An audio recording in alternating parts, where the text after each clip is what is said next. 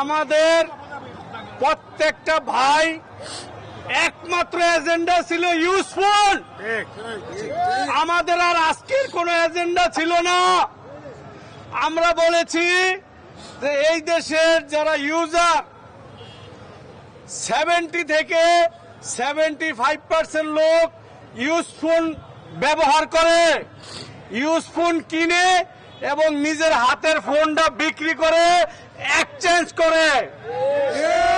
আমরা বলেছি যে আপনারা ইউজ ফোনটাকে কেন বারবার কোলন কপি রিফারবিশ বলে কেন কালিমা লেপন করতেছেন? আমরা কোলন কপি বেচি না। আমরা যে মালটা বেচি সেটা বিদেশে ব্যবহার হয়, বিদেশি ধনী দেশের মানুষে একটা সময় ইউজ করে পরে ছেড়ে দেয়, সেই মালটা আমরা এই দেশে আনা বিক্রি করি। আমরা বলেছি যে আপনি বাণিজ্য নীতি যতই সহজ করেন না কেন, আমাদের ইউজফুলের ব্যবসা করতে দিতে হবে।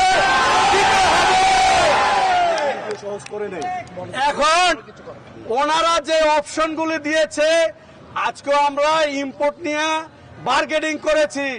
আমরা বলছি যে এই যে হাজার হাজার ব্যবসায়ী আজকে চিটাগাং, খুলনা, সিলেট, ওই ভাইয়েরা এক কাপড়ে আজকে 3 দিন ঢাকা শহরে এক কাপড় পরে 3 দিন আমাদের ব্যবসায়ী ভাইয়েরা দোকান বন্ধ করে রাস্তায়। আপনি যতই কথা বলেন না কেন, বাণিজ্য অবাধ না করলে আমরা ছোট ব্যবসায়ীরা ব্যবসা করতে পারবো না। উনি বলেছেন আপাতত সেকেন্ড হ্যান্ড ফোন নিয়ে আমাদের প্রিপারেশনটাই। আমি বলছি যেহেতু 1 মিনিট শুনেন, আমরা বলছি যেহেতু আপনি নতুন ফোনের জন্য এনআইআর সিস্টেম চালু করার জন্য এই 8-10টা কোম্পানি থেকে টাকা নিয়েছেন, আপনি পুরান ফোনের জন্য আপনার যা ইকুইপমেন্ট লাগে আমরাই সারা বাংলাদেশের ব্যবসায়ীরা সেইটার জন্য টাকা দেব।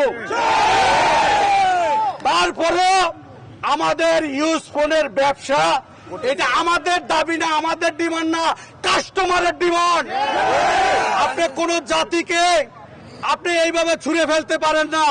যেই পণ্য এই দেশে 75% লোক ইউজ করতে চায়, কিনতে চায়, সেটা আপনি বাধা দিতে পারবেন না। যাই হোক, আমি কথা বাড়াবো না।